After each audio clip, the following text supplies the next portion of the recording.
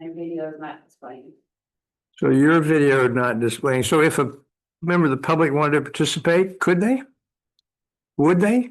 Is there a, Yes, right now we have no attendees. oh, so they can still register, but they just can't see. They can hear, but they can't see, like we can't see. That's right. And what about the Is- screen behind you? Do you Yeah. not use one? Yeah, I couldn't get my screen to display at all. And through the chair, this is noticed as a Brown Act meeting, remote participation by the public is not necessary.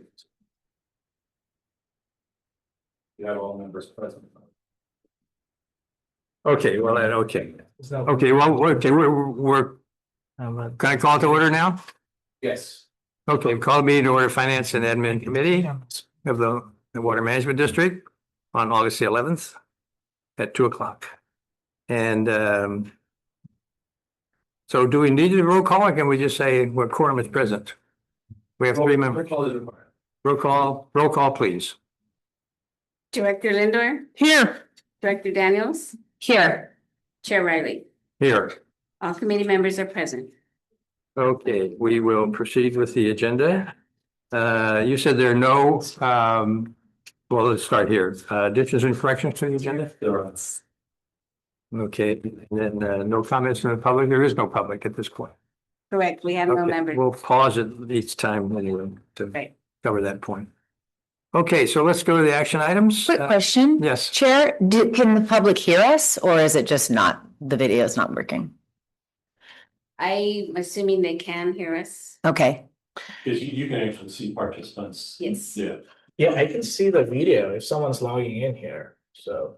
But you're listed as a panelist. That's, I was just curious, even if this video monitor is not working, if there's some way to follow along, even if it's good people can hear, that's fine. yes. Great, We've had situations where the camera is not working and the audio is still there. great. Okay, sorry to interrupt you. okay. We'll proceed with the action items. Item number 1 are minutes of June the 9th. Any comments or corrections or changes or reaction or anything? Move to approve. Moved and seconded, all in favor say aye. Aye. Aye. Motion carries. Next is approval of a contribution that we make to Monterey One Water for this celebration event. Can we get a short report on that? Mike? So on October the 2nd is the third day, we're gonna have a invitation only event out at the treatment plant. And obviously a lot of local dignitaries will be invited. And also in conjunction with the invitation only, on Thursday, October 2nd, there will be a public open house on Saturday, October the 4th. So this is kind of a joint effort. And they were all asking to have some sponsorships from participating agencies and companies that were involved with Pure Water Monterey. And we talked amongst ourselves and thought that the $10,000 Title 22 sponsorship level would be of benefit for the agency and recognition and to participate and help out with this great milestone.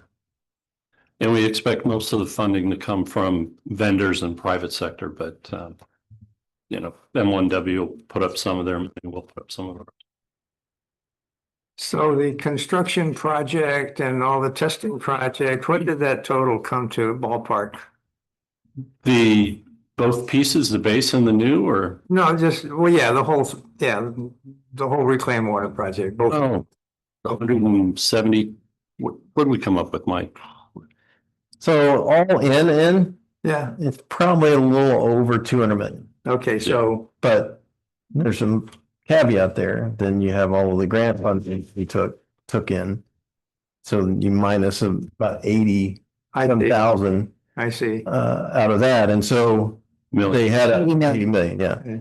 So then they started out with $109 million loan for the base project, which they've been paying in the last 5 years. And then they're looking at maybe a less than a $25 million loan for expansion. So if you're talking about what the community is paying for, it'd be less than 135 million. And so I'm just trying to get at, what is Title 22? How? That's just a name they gave that category of giving. But So Title 22 are the statutory, it's a statutory section of the California Water Code that governs recycled water. okay, So it's health standards. And so when we talk about, for example, the reclamation project, we would always speak in terms of we meet Title 22 standards, but there's more than one standard. And so there's one for like you could touch it and it's on plants and you could touch it. And there's a standard for applied to vegetables that can be eaten raw. And then there's a standard that keeps going all the way up to, but Title 22 refers to those standards. okay, that was the one category. Anyway, so you're recommending 10,000 as the level of contribution that we would make as a district. Yeah, I actually Yes. first recommended that we just treat it as a project cost and roll it into the capital of the project, but that was kind of shot down. Good reason. I do have a question. I see what it gets us, but what is the $10,000 going to do for them? I see that they're having an event on Thursday. There's expecting 150 elected officials and they're going to serve them lunch. Yep. The public open house the following day. Yeah, all in, I think the budget for these Cost them. Yes. How much is our 10,000 going to cut into their cost? I mean, how is it going to? That's a great question. What was the budget we talked about? 80? Yeah. You know, Why? Like rent a tent, Uh-huh. rent chairs, Uh-huh. audio visual equipment. All of those are costs that, Monterey One Water didn't want to put on all of the ratepayers for Pure Water Monterey. So they were just requesting additional contributions to defray this activity. Okay, I've done several activities in my lifetime and I've never thought of spending $80,000 to support 3,000 people with tents and audiovisual and all that. So I'm just Yeah. curious about what, and it's split across both events, but yeah, there's some money there. Sarah, how many participants do we have? Yeah, no. So by way of comparison, the Watermaster party, one night, one party. Outside contributions were over 15 grand. if I'm the wrong business. Well, I'm sorry. Sorry, go for it. No, go ahead. Actually glad that Director Lindor asked the question because I hadn't been thinking about it. And my question was just sort of going to be who are some of our co-sponsors, but thinking about the question that was just asked, it's a very good question. I mean, I had sort of assumed, and perhaps this is not possible, that this was raising money for the project somehow, not for the actual event. That is an expensive event for a public agency to put on, and I wonder if it will it will end up not looking good. I don't know. I mean, it seems like a lot. That's the point I wanted to get to. I think public agencies in general it's not smart to spend their money on this type of activity. It's just not smart. And so you raise as much money as you can from the outside to cover the costs. That's all. So, Bill, I'm just saying, like, the question then is I had falsely assumed that somehow this was raising money for the project because it's in such large numbers, right? I've thrown a lot of events and I'm just trying to understand, even when you rent all the AV equipment and the chairs and the tables and whatnot, I'm since it was brought up, I'm just curious. Let's phrase it another way. What if they raise more money than the event costs? where does the money go? Can it go toward Yeah, the agency? It can go to outreach, materials, Perfect. things of that nature that can be left over and given to members as they go through it. Some promotion that's done, that's all I wanted to make sure, because again, it looks like it'll be more than what an event like this would cost. So as long as that money could be put to good use, then I'll go ahead and ask my second question, which is, do we know, who will be joining us as sponsors? Do we have any indication? So I know they've reached out to try to get Congressman Panetta. They've made inquiries into the senator's office. So Kennedy Oh, Jenkins, sponsors, okay. engineer, GHW probably, there's a number of vendors involved, project managers and so forth. Got it. So they are being reached out to. It might be worth our while to get a more detailed budget before we go to the full board.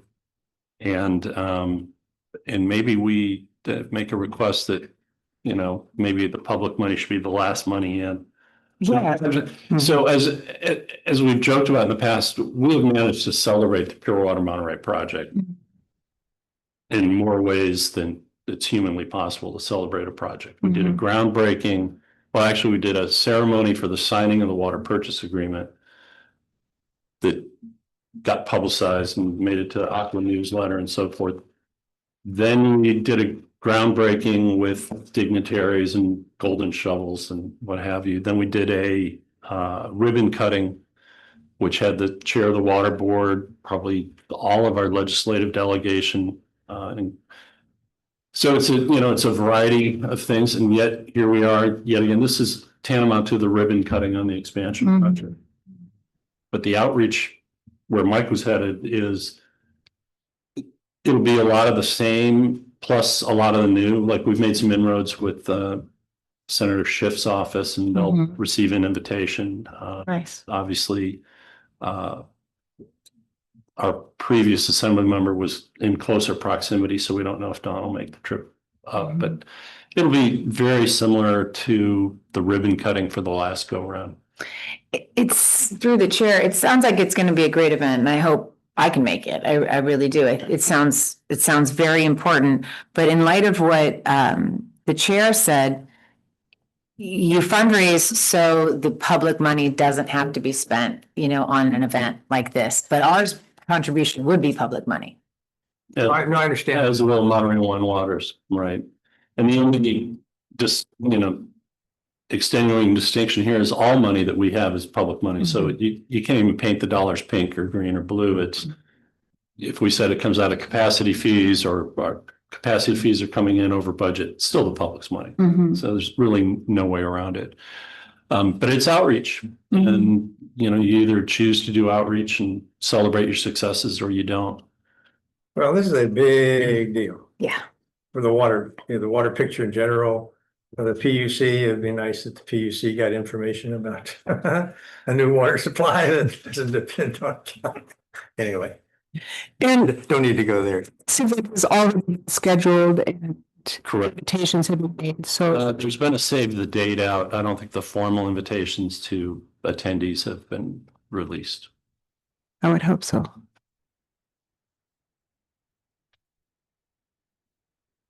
Well, okay, was there a motion on this yet, or are we ready? Ready. I'd make a motion that we approve the $10,000 to help offset the cost of the outreach effort. Any promotion? Just to ask a question about that before it comes to the full board for a vote, could we be sure to get more information about the budget and more information about if more money is raised than is needed, what would it go toward? So is that a second with an amendment? And I would agree with the amendment. Sure. Okay. Moved and seconded to approve with the amendment of clarification of the money and what the excess money might be used for. Okay. All in favor, say aye. I Aye. It's working. Any abstentions? No. Motion carries. All right, that was interesting. All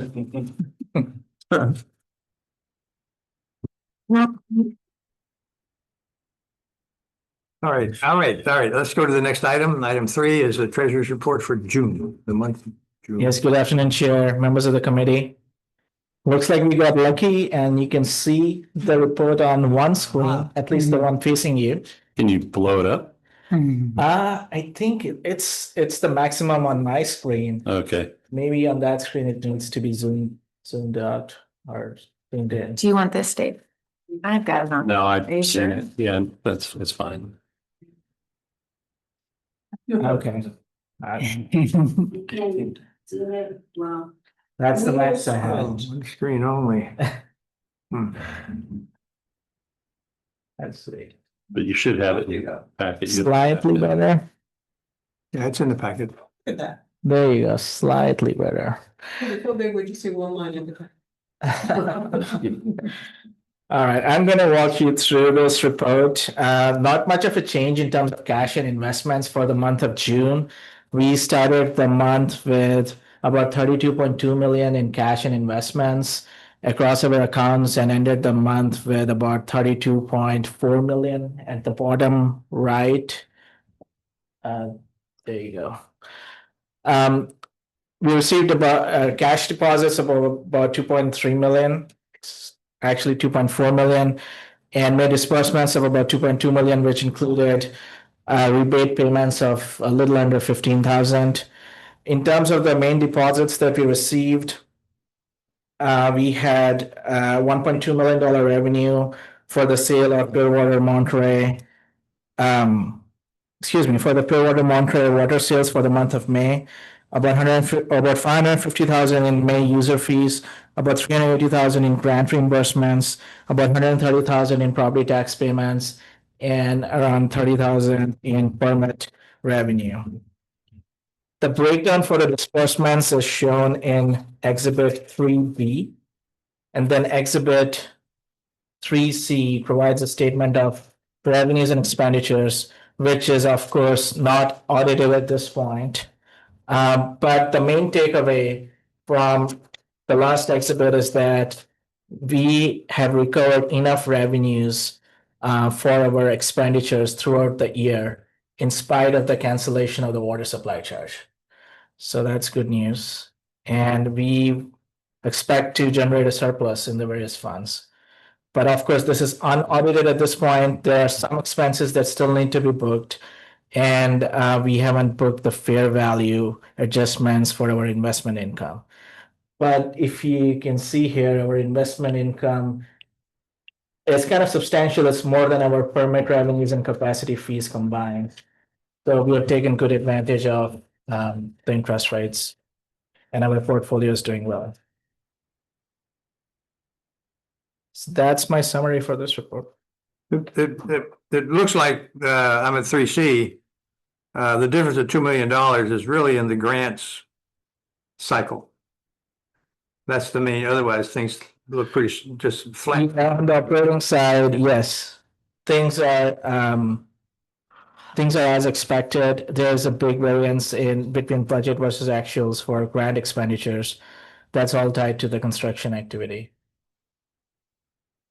And we do have a meeting on that this Friday. I think you guys are meeting. Yeah. Our concern is you don't want to be left with unexpended grant proceeds. Really bad look. So we're trying to guarantee that we get them out. It also kind of biases our books a little bit, or at least our budget looked bigger than it was because we budget the revenues coming in, even though they're meant to go right out for construction. So it'd be nice to not carry that into yet another fiscal year. Oh, so if you make the corrections later for the June expense account, you will not have to carry that forward next year. That's what you're saying. That's what you're saying. Well, that's the hope, but we're still carrying some into the current fiscal year budget that we already approved. But what we don't want to see is carrying it yet into a third fiscal year, it'll actually Okay. be a fourth fiscal year. So we're trying to close it out. Yeah, no, that's good. Yeah. That's good. Can I just nitpick a couple of points here?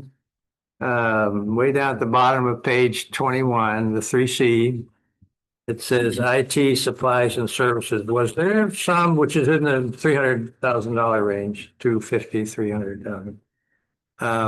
Was there some discussion, I kind of remember of,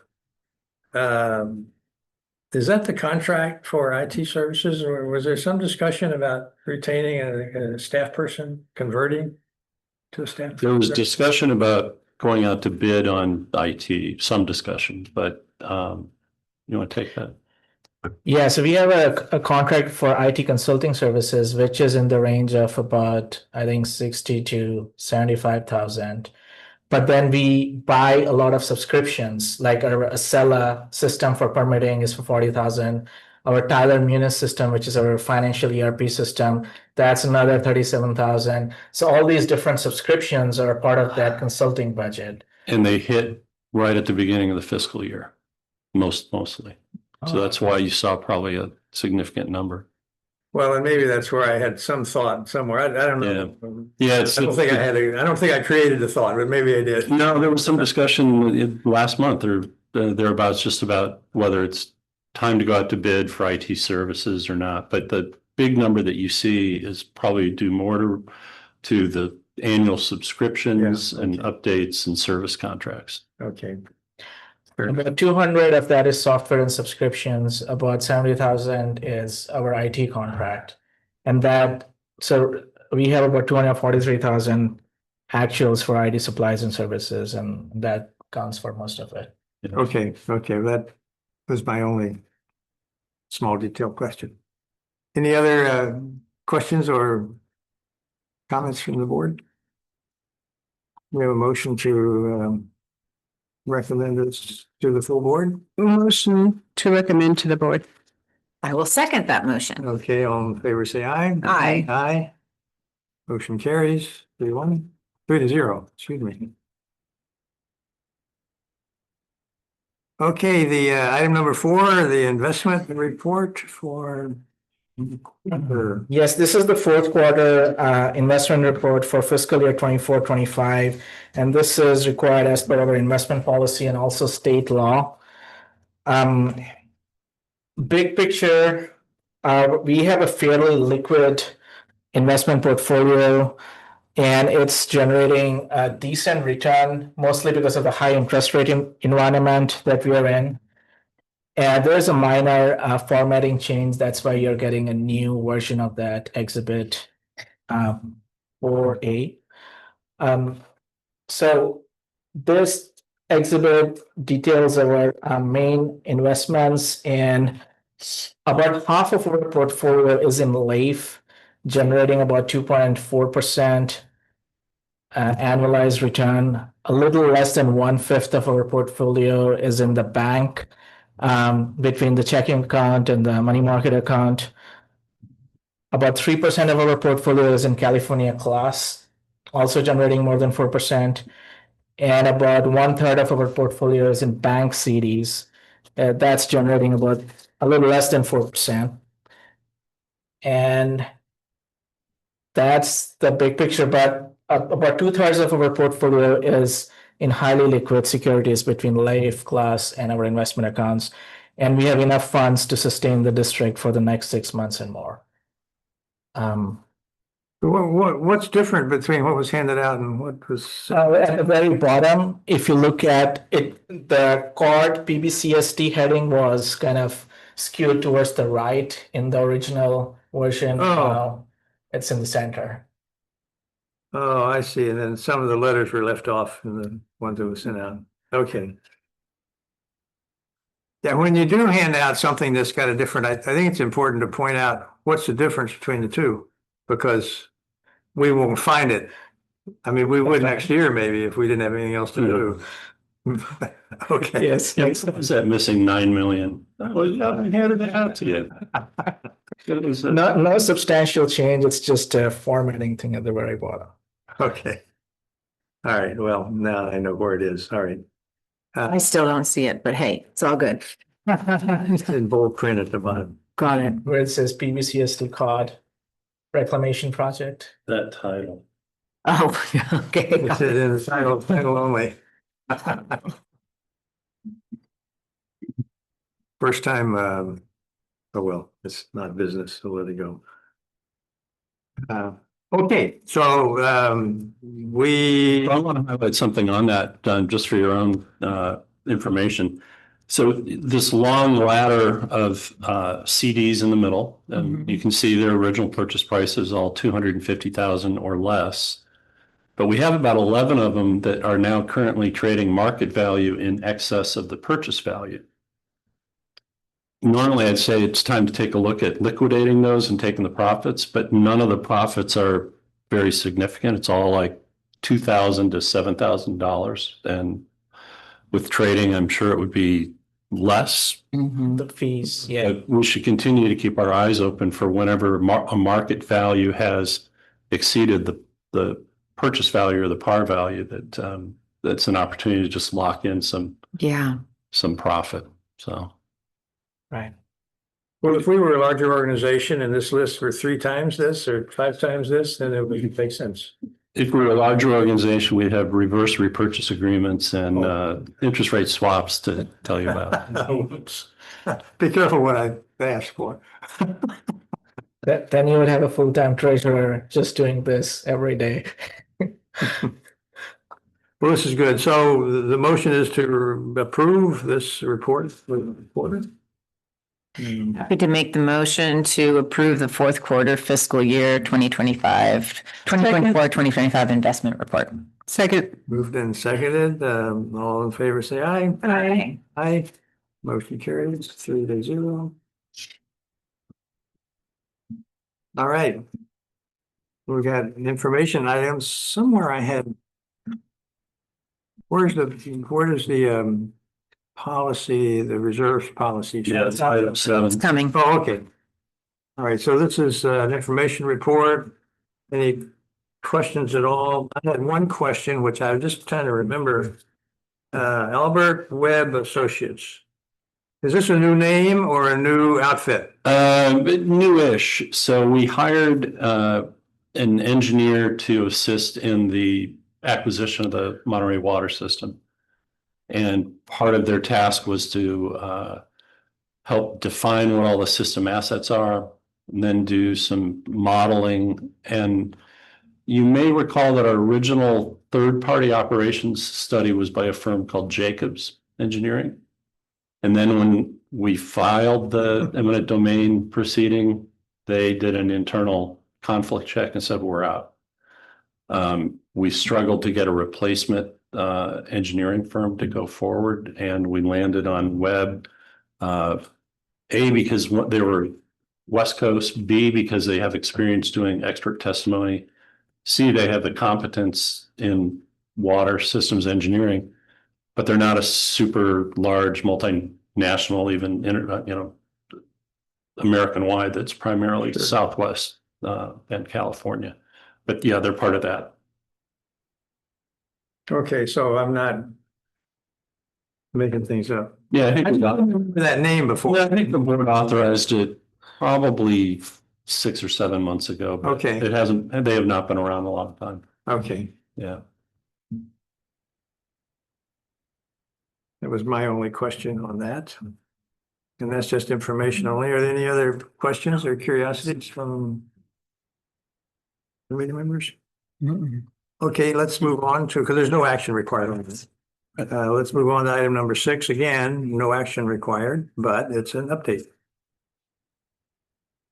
You want to shift? All right, wait, item number 7. I'll be going over this item, and I guess my luck ran out because the screen isn't working, because I was planning to walk the committee through this item, and I'll try my best with a verbal report. So item 7 is just the first draft of the proposed reserve policies and pension / retiree medical strategies. We are presenting this item in response to goal 5 of the strategic objectives that the district has, and that is related to maintaining financial health. We thought it would be prudent to bring this as a discussion item so we can get some preliminary comments, and also that would give us some more time to think and finalize this. We plan to bring this back to the committee as an action item next time, and then from there, take it to the board if it gets approved. So I was planning to. Just let me- Wait, I let me- think there's one. We skipped 6. We skipped We did 6, agree? yeah. Yeah, 6 is the, But I don't mind continuing this under the Proceedings. circumstances, just so. we yeah, don't- we can move forward to yours. Let me just change my page. Sorry about that. Sorry to mix up. Okay. Oh, well, heads up, 6 is also going to be on the full board agenda, so Okay. you'll. No, but we want to It's a update it. consent item. But we're talking about It's the working. proposed reserve and pension policies. Yeah, Yeah, okay. yeah, excuse me for skipping ahead. No worries. So I'm just going to walk through the main points of this policy, and then we can open it up for comments as thoughts, suggestions from the committee. What we're presenting here is a framework for risk management. And the purpose of having a reserves policy is fourfold.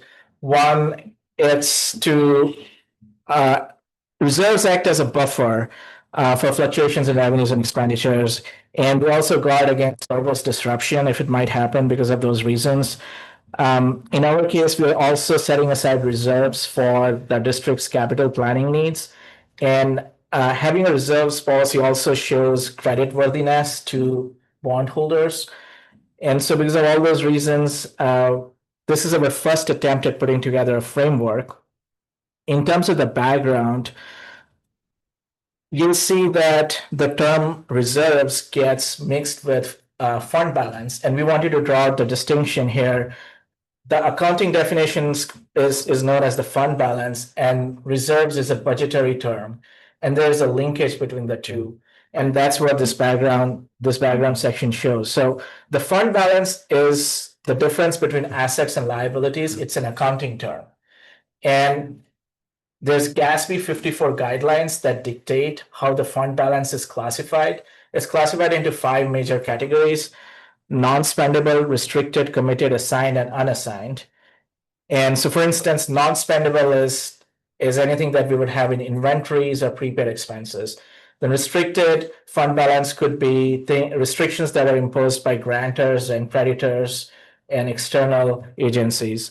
Committed fund balance is restrictions that's imposed by the governing body. And then there's assigned fund balance, which is what we will be using to define all our reserves. So that's the linkage between the budgetary side and the accounting side. And then there's what's called unassigned fund balance, which doesn't fall in any of those categories. So this section of the policy, we are proposing 8 different reserves. We are proposing deleting the litigation reserve, and we're proposing adding 2 new reserves. One's called the capital project reserve, and then the other one's called the rate stabilization reserve. And we're proposing that the litigation reserve be blended into the general reserve. And there are reasons for that, mostly because I think it's optics. It's like having money set aside for litigation purposes could serve as an invitation for someone to come and perhaps, yeah, really good. And Money. right, and that was a good proposal that came from one of our internal discussions. So we're proposing that we don't have a well-defined litigation reserve. We merge that with a general reserve. And on this page, this goes through the various minimum target levels for the various reserves.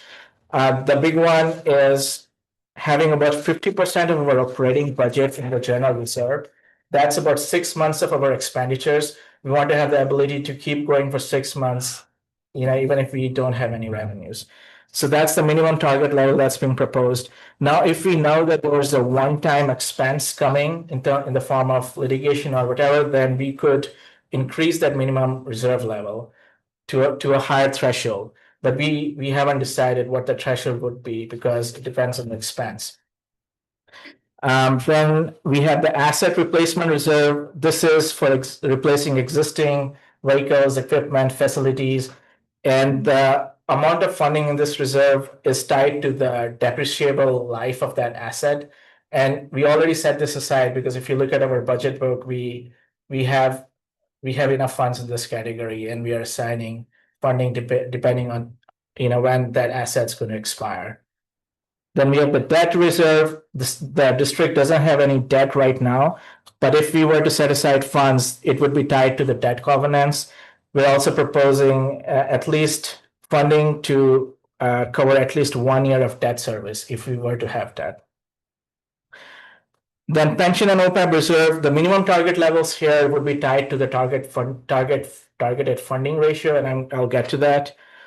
Flood and drought reserve, this is tied to local disasters and emergencies. We are not proposing any set contributions towards this reserve.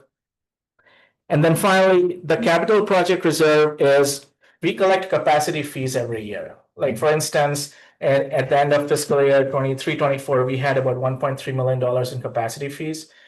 That gets moved into the general reserve, but the intent of having those fees is to fund future water supply projects. So we want to take the surplus arising from the capacity fees and move that to a capital project reserve. Yeah, key thing there is that surplus, which means we do budget some capacity fees every year for current use. And the concept there is past investment in water supply and the people supporting that past investment, doing monitoring, water quality sampling, running the facility and so forth, are still related to the prior investment. So you may or may not recall, we're still about 12 million of uncollected expenditures for Pure Water Monterey. And we have paid for ASR through a combination of pay-as-you-go, as well as we borrowed from ourselves, and then we converted that to borrowing from Rabobank, who became Mechanics Bank, I believe. So the concept of a facility fee or a capacity charge or a connection fee, all kind of the same thing, is that payer is buying into the distribution system. So it's a combination of, when he says future, that's where the surplus will get applied. Kind of like, okay, we're just setting aside, but it's still kind of designated for capital, future capital. Question? Since we're on that topic, if I can just ask a clarifying question. So in terms of the process that we're in right now, assuming this gets moved forward to the full board and it's approved, then the capital project reserve would be formed, but it would be empty. And then what kind of dollars are we talking about for this surplus from the capacity fees going into such a reserve? Well, we'll have to look at the year-end close and see, let's say there's $500,000 in capacity fees, but we budgeted, let's say, 200,000. So the extra 300,000 will be moved to this capital project reserve. Got it. Okay. And when you were just discussing that, was that the only funding source for this reserve was the excess capital fees or the surplus? Yeah, because the way City fees. the way the general manager explained it, since the capacity charges or the connection fees are collected for a designated purpose, we want to put it for the in a designated reserve instead of melding it with the general reserve. Yeah. And so I guess the answer to your question is yes. It's the concept. I'm very supportive. This was curious, understanding how it worked. That answers my question. And let's say in the future, we decided we really want a fifth injection well or a third injection well, depending on where wells 3 and 4 go for ASR. That may be the place that we do the initial design and permitting and so forth. Yeah, the biggest advantage is a big capital purchase expense comes in. Instead of relying solely on operating budget, we have these dollars set aside that could be used for that project. Nice.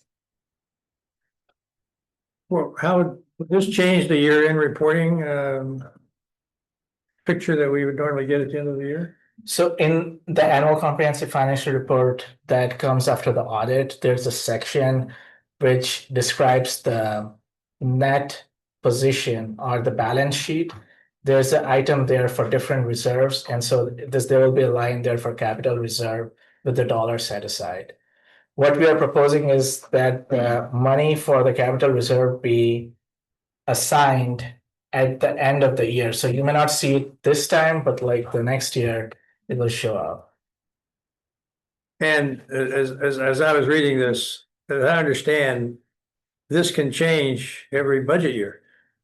The allocations and the numbers and the. Let's get past rate Yeah. stabilization as the last one. I want to comment on that. Okay.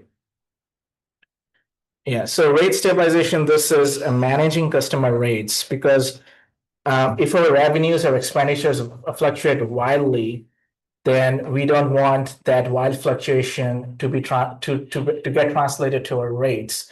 And this mostly applies to regular utilities that are full-fledged water utilities where something of this sort exists.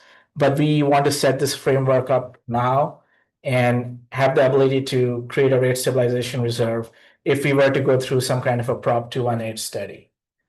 And then this would all be factored into the rate model that gets developed by a consultant. So that's the second new reserve being proposed. Yeah, let's pause here. And let me give you a real example of when both the debt service reserve fund that was discussed earlier and rate stabilization fund would come into place. Let's say we got to the bench trial and we have the right to take the Monterey water system. Then to fund it, we're going to end up funding basically revenue-based, I won't call them bonds at this moment, but secured by the revenues of the enterprise. And the rate covenants that you're going to get are going to establish that you set your rates at all times such that net revenues are 1.25 times your annual debt service, or 1.2 or 1.15. And you've got some discretion in there. There are indentures that are set up to maybe say, yeah, we're going to do 1.25, but the definition of revenues will include amounts already in the rate stabilization fund. So that if your excess, because if you think about this, net revenues means your total revenues minus all your operating expenses. So then the next step is payment of your debt. And if you have 25% left over of what your debt payment is, it's got to go somewhere. Typically, public agencies put that in to another capital, like the capital fund that you mentioned earlier, roll in for renewal and replacement type things. But if you commit to kind of a large coverage test of 25% of your debt, some entities can't keep up with that. It's a lot of money that's going in for capital. And so they establish a definition of revenues, all current revenues plus monies that sit in the rate stabilization fund. So you're kind of counting those dollars or filtering through the system twice. So these are things that when it comes time to finance, and then from that moment going forward, if we're the owner of the system, then we'll run our capital program looking at debt like every 3 years or every 5 years. And so that debt coverage test is going to become very important. So that kind of fund, this is preemptory right now, but it's good to get them all set up and identified. The other thing I wanted to mention is up to this point, we haven't really talked about levels and how much should be in there. But until he gets to the OPEB and the unfunded accrued liability of PERS section, you have options in there to set up trust funds and certain dedicated accounts. Right now, all of these reserves remain under your discretion. So if something bad happened, you could move it from the capital fund to this fund to that fund.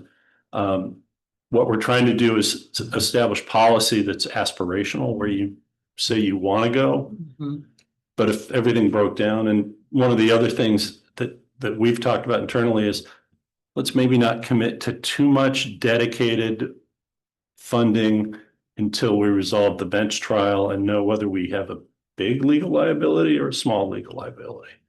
But then, once that's done, you may decide, hey, it's time to put money into a trust fund for the PERS liability, and it's not ours anymore. And, you know, that's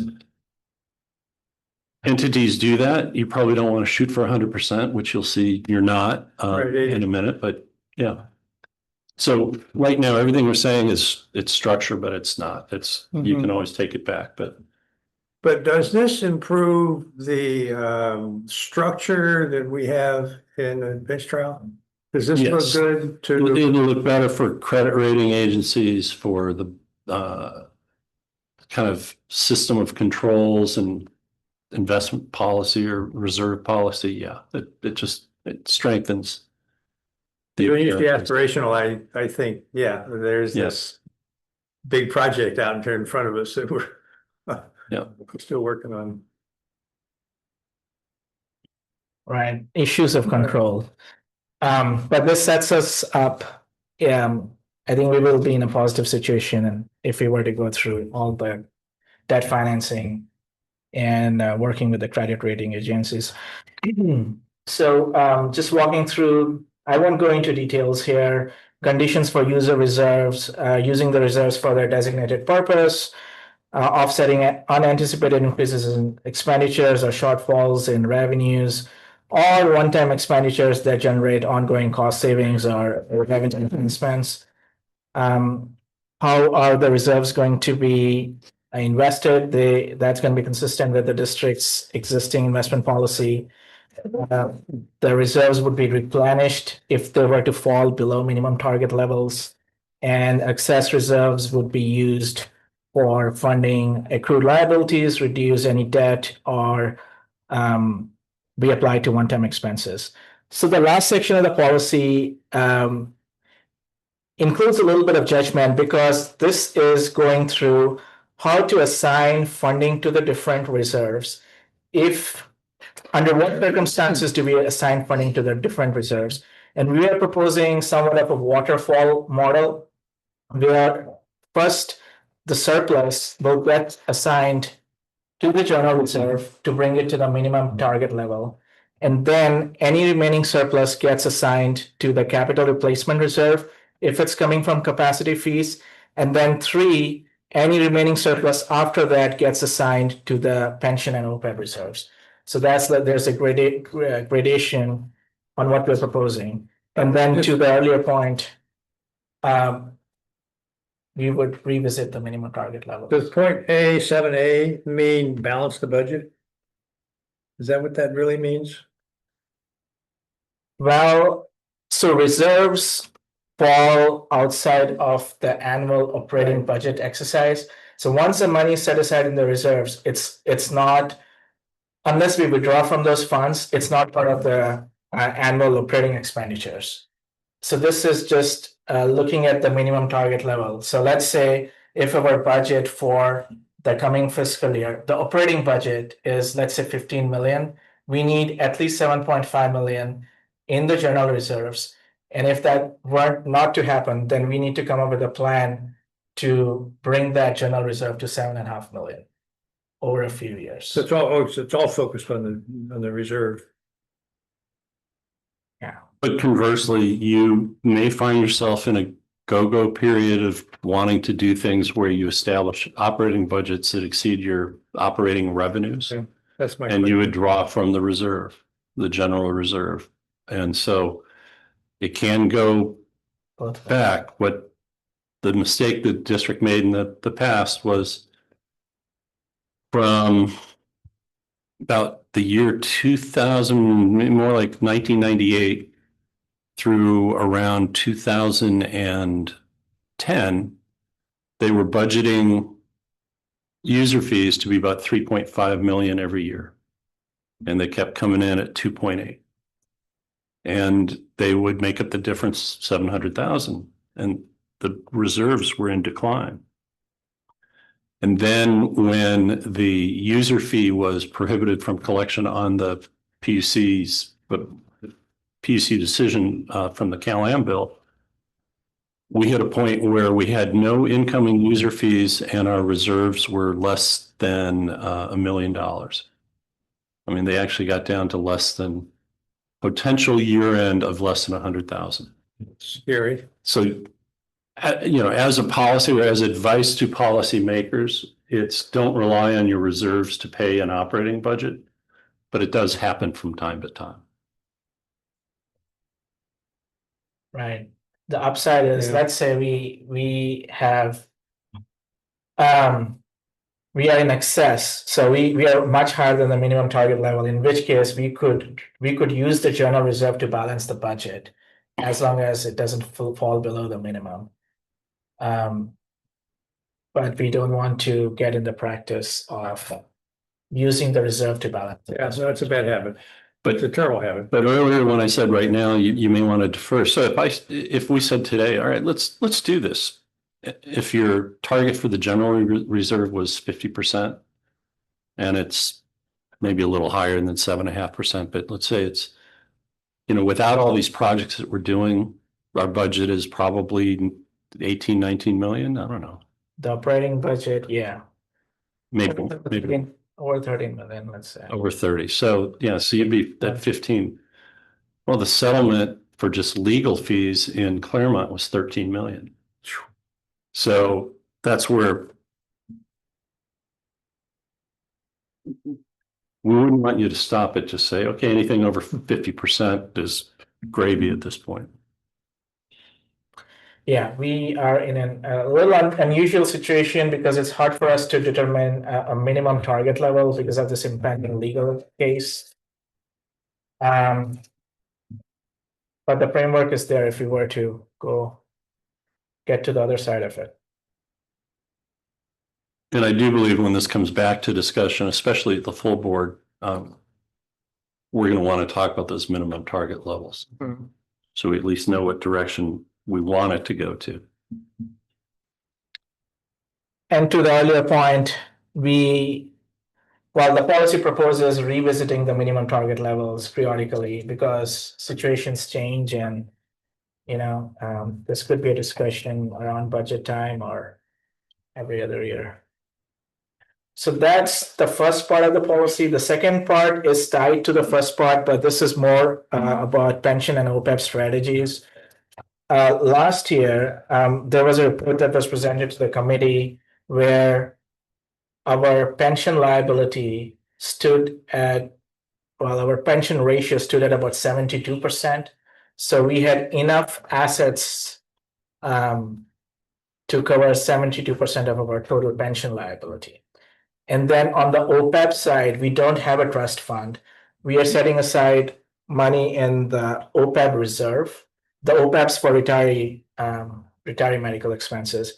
And at this point, those reserves cover about 15% of our total OPEB liability. So we recognize the risk there, and we are proposing, ways to reduce that over time.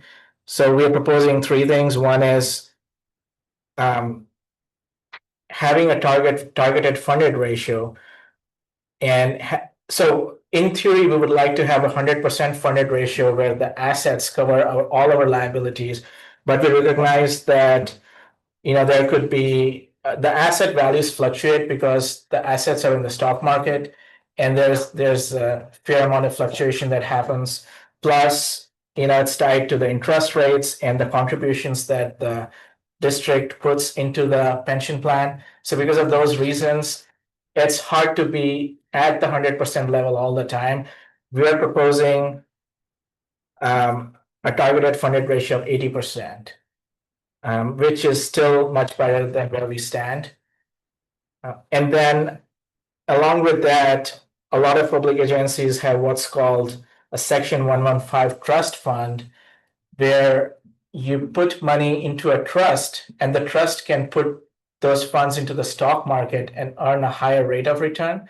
Because right now, all of our funds are in the treasury portfolio and there are restrictions. We cannot put our funds in the stock market and earn higher returns. So let's say if we were in a lower interest rate environment, we would be earning 1 to 2%. And if we were to set money in the trust fund, then that could earn like 7 to 8%. And the downside to having money in the Section 115 trust is once you put money in there, it can only be used for pension or OPEB purposes. It can't be used anywhere else. So that's where there's a judgment call because we would lose control. Once money goes in, then we can't take it out and use it for litigation or any other purpose. And then the final strategy, which is also used quite a lot, is just making accelerated payments or a one-time payment towards our unfunded liability and then reduce that. And that would be a decision that we would make during the budget development. When would we make that decision? Sorry. Whenever we propose the budget. Okay. So those are the three strategies, and open for comments. Actually, that brings this to a close. And Can you kind of give them a sense of how you want to proceed with this in terms of discussion and revisiting and how, the path to adoption? So just coming to the Section 115 trust, we would like the ability to create a trust at the opportune time.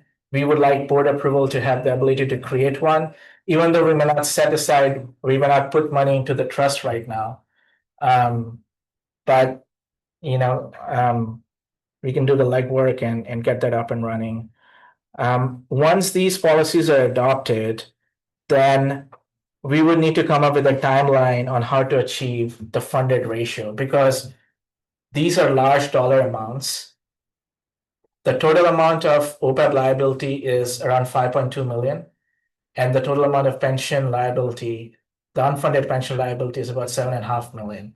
So we would need to come up with a multi-year plan. And instead of putting in 100,000 as we have been putting in every year towards these liabilities, let's say if we have a surplus of 2 million, we might put half of that in some of these liabilities, because these liabilities are mutually exclusive. If you think about it, even if the district were to lose the litigation, we still owe this to the employees. We would still need to pay them pension, and we just still need to take care of retiree medical expenses. So it's yes, sorry. Oh, no. So the thought is to set aside reserves for these expected expenses now, and not treat one reserve, not make one reserve dependent on the other if we don't have to. And now this is up for discussion. But what you want is board consideration of the structure, not the allocation of funds, nor the setting of the amounts or percentages and so on yet. That comes later. This is just getting the structure. Well, and I envision as kind of two steps. One would be to take this discussion of the framework to the board. But before the board adopts the framework, another discussion where we talk about the levels. And that may happen first here. I don't know. You had some ideas. I don't know if I'm straying from your. No, exactly. Kind of nudging me in the right direction. What we want from this policy is finalizing on the type of reserves, the minimum target level of those reserves, and how money is going to be assigned to those reserves. That's the first part of the policy. And then the second part is the ability to set up a Section 115 trust, which a lot of public agencies have set up. And then the rest of the decisions would be taken during budget time, like the actual dollar amounts flowing in and out. And I think there's some additional discussion that we owe you. So it's typically December, I think we have reports prepared on both the unfunded accrued liability and PERS as well as the OPEB. I think I just approved a requisition for one of those two. Yeah.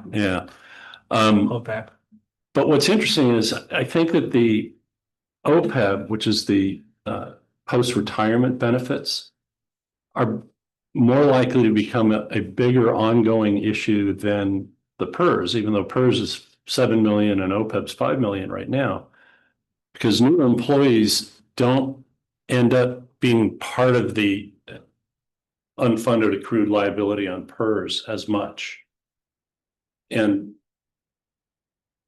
not to sound too much like the senator from wherever who said everybody dies, but the point is that our PERS liability is mostly the legacy employees, and it's based on life expectancy. And as they pass, that liability will reduce because the newer employees aren't layering on top of, as I won't say at all, but it was designed to really not build, There's a new basically policy. pay for themselves. Yeah.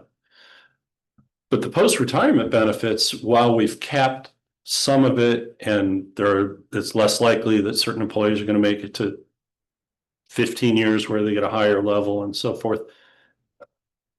As long as we have the benefit and we just keep running employees through over time, we're going to have this unfunded OPEB liability, and it could actually switch and become a bigger unfunded liability than PERS. Possibly, I don't know. Is the OPEB numbers tied directly to the negotiations? Well, sort of. I mean, we could.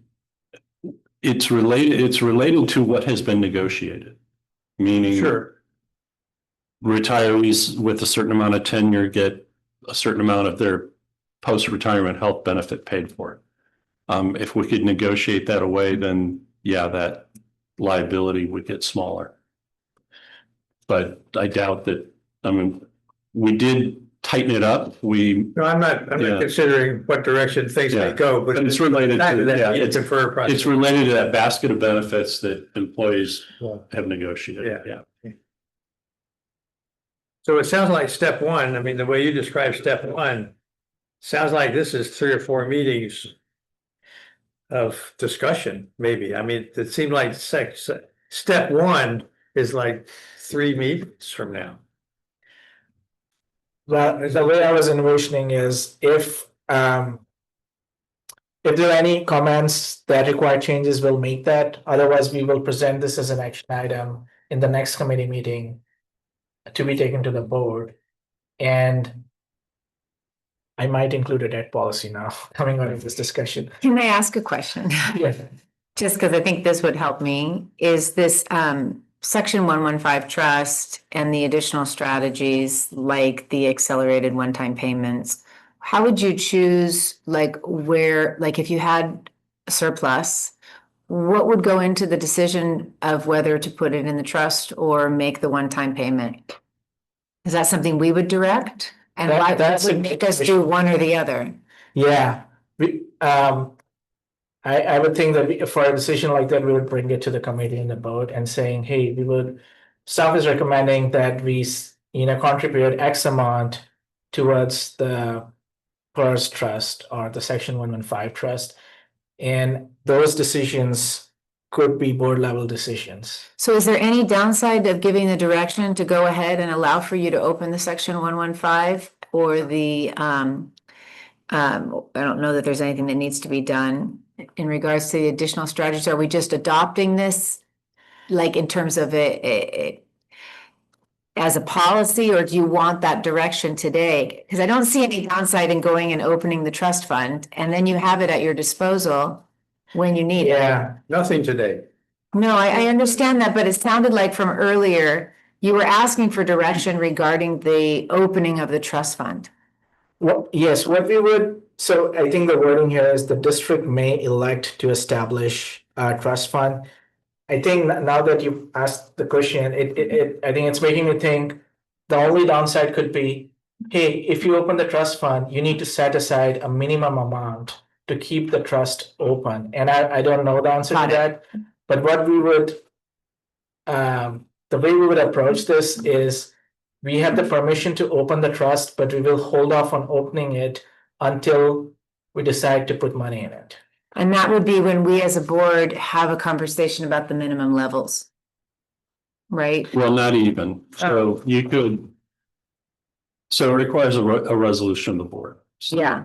And the one thing I can't tell you that I know, and maybe there is an answer to this, but you pass a resolution enabling you to enter into a section 115 trust. Then when you enter it, you may want to establish a funding level, but I don't know if there's a minimum time or a maximum time between adopting a resolution and opening the trust, but. No. Do you have any idea? There is none? There's no, Yeah. I mean, as soon as the resolution is signed, you can act and it doesn't expire until you Yeah. withdraw it. So I think what we're really saying is, once this committee says, let me look at it again, I'll give you some comments, and then we come back again and you say, no, we're ready, let's move this to the full board for their discussion. Then we'll redo the same kind of discussion without a firm outcome. And then when the board says, yeah, we agree with all of this, then we'll come back with a resolution for the trust fund that'll just get parked on a shelf and be ready to go. Okay. And then when we talk about in December, OPEB and PERS, then we can talk once again about maybe upping that 100,000 to something more substantive. Once we see what the year-end position looks like it's going to be, at the adoption of a budget, we may make some recommendations then, but my overarching recommendation right now is don't enter into a trust fund until you settle the bench trial. Just because we may get hung with a lot of legal expenses. And then if this is coming back to us before it goes to the full board, are you, or maybe it's not, I thought I heard that, but Unless would you like for us to have the conversation about minimum target levels? Is that something we would, and if so, what would we be provided with? How would that go? Minimum target levels for the various reserves. Mm-hmm. Well, the policy already provides a starting recommendation. Okay. If you agree with it, we can use this as a starting point. And revisit that for me. Sorry, I know there was. Yeah, I would like us to have that conversation both in where it's a percentage, talk about what that would mean today and on a dollar amount. Yeah. Because I can tell you, we carried, can't remember what the number was, but during the 5-year drought, we did tap the flood drought reserve for unexpected outreach expenses. When it came time to refill it, there was nowhere to be found a written criterion for how do we decide what should be in that? And it was just a number that somebody had done. So I think when we talk about these, where we have percentages, we can tell, does that feel like the right percentage or not? But just even something as simple as, well, how much should be in the flood drought reserve? And what that's for is, when you budgeted, you didn't expect there to be flooding that would rip out, an embankment that needs to be stabilized. And, now you've got expenditures. Yeah. Or you're in a drought that you didn't expect and you need to do outreach. Yeah. But is it 100,000? Is it 200,000? Yeah. Got it. I don't think we have that's how I felt. Yeah. So I think we should come back with all of them and remind you which ones stay at zero until there's a reason to fund them, like a debt service reserve fund and a rate stabilization account and so forth. Well, let's agree that we will hear this again in this committee with some suggested parameters, however you describe that. And then we'll just have a little more specific way of how it might be implemented. And then when we approve it, we can approve to the full board to adopt the policy. Yeah. And because we will have considered some of these other variables in some detail. Okay. And if I might add one thing on is the section 115 trust. Maybe an outline of how that's governed, because I know there's issues, especially with the IRS, on how you govern a trust fund. So the governance of it, who's going to manage that? There's specific IRS governance issues. Yeah, thanks for bringing that up, because the jurisdiction for the IRS 115 trust falls with the governing body. We would have a trust administrator, then we would have a custodian, and then any decisions to put money and take out, like staff would bring that to the board after the adoption of the resolution. And because a lot of public agencies have already done this, we have a formula. Yeah. And CalPERS already provides a section 115 trust. There are private agencies that provide it. We have to look at their expense ratios and such. But those decisions can be made when we say, hey, let's open one. Yeah. This is Okay. just electing. This is more on a policy framework level than an actual execution level at this point. Right, all right. I had one last question about, I don't know what it's called, our Creation Act. I call it the agency law, but I don't know what it is. Are there any restrictions there? I'm sure, I know we have, the ability to issue bonds or create debt and all that. But is there any language in there that gives some restrictions, some place where, we should pay more attention to some language there? Just as we consider this? I don't know. Yeah, what's that's a there. good question. I don't think there is. I don't believe there is, but we can confirm that. All right, I just think it's tying up a loose end. Yep. Okay, so we'll see this again. That's good. Okay, we're gonna go back to item number 6 briefly and we can see, And if it's okay with going back to item number 6, unfortunately, I have capital improvement committee meeting that I need to be at Yeah. in 15 minutes. I'm gonna run. On item 6, I would just defer to the board meeting because we have a whole update on the acquisition, but item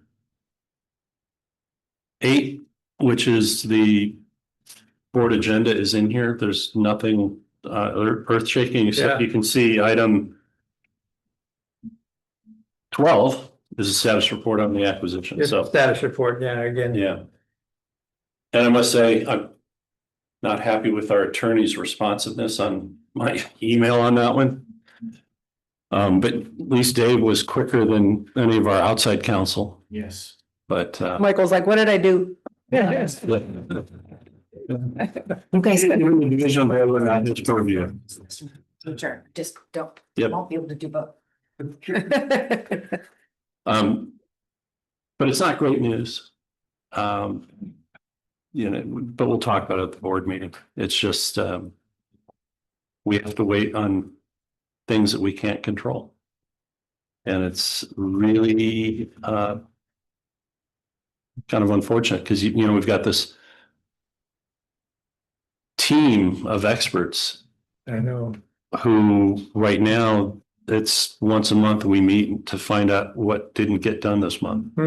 So, Well, and not only what didn't get done, we can't proceed yeah. until other things happen. And even things that we ourselves could control, the timing's not right. So like going to the rating agencies until we clear our refund program, Mhm. probably not worth going.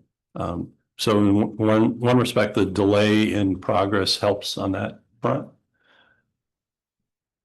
Rate study in support of Wow. the bench trial. We may have another rate case decision and new set of rates. So which one are we working off of? Last rate case was the one that we said, okay, we're gonna lock it up. That'll be the one that we present to the judge. Don't know. It So, works for the PUC. They'll just pick a case that they like and. yeah, Sorry about that. no, we're all having PUC, PST, Well, and then, PTS. the latest revised, proposed decision, doesn't have anything bearing on whatever we're doing here. No. But we are, well, as I said, the public needs to know what's going on with Measure J and the acquisition. So that's why it's on the board packet. And there will be some material put up on the website. But other than that, you can see an update on strategic goals and objectives, and then an answer to the question that was raised at last board meeting about working with Marina Coast on ASR. Yeah, So those are the Good. big items. We do have, if you look at the agenda, summer splash results are coming in, item 7 and item. And item 6 is just recognition of the whole financial team that got our GFOA award once again on transparency. that's good to hear. Good to see. She got all the answers. Yeah. Um, Yeah. I took that Oh, that's test and Woof. I thought I did great for the first half of the test and then I started losing it. I thought, my God, I thought I knew more than I thought I did. Didn't we suggest some Google links and places where you could, Oh, yeah, there were clues. all right. That's good. No, we're journey anyway. See you Monday. Okay, We're done? we're done. Meeting adjourned. Meeting adjourned. Thank you again. Of course. Thank you. I'm glad you. Easy to understand. My boss is. I'm like. Two before here. Then finally Dave came in and he's like, well. Means your value. They need you. Thanks.